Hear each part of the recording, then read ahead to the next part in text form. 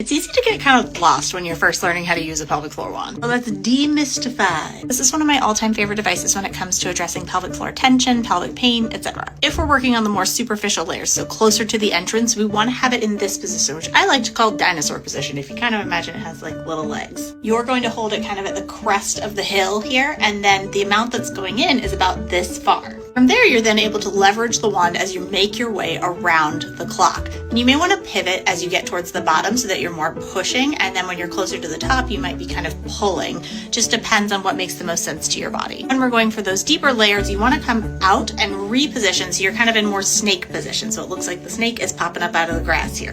You're going to be holding here on the end of the wand, and that gives you that leverage at this fulcrum point. You insert right about to the point where this little flower is, and that allows you to get to these deeper muscles in the pelvic floor. Now here's where it gets a little bit tricky for some people. What you see happening on the outside of this tail is the opposite of what's happening on the inside here. So say I turn this over to this side, this tip is now pointing internally towards the opposite side. And so you might get kind of lost if you're thinking about where things are just from this vantage point. Also, when you pull the wand up towards you, that's applying pressure downward onto the muscles in the pelvic floor. Kind of like driving a boat. You turn the rudder one way, it goes in the opposite direction. Remember, you're using really gentle pressure with this, like the amount of pressure you would use to test a tomato for ripeness. So with any exploration that you're doing to try to figure out what's going on, you're not going to hurt anything. Try not to get frustrated. It sometimes takes a couple times to get used to how it best works for your body. And always make sure that you end on a good note. If it's not going well, take the wand out and end with some belly breathing or some stretching or some things that you know that your body tolerates well.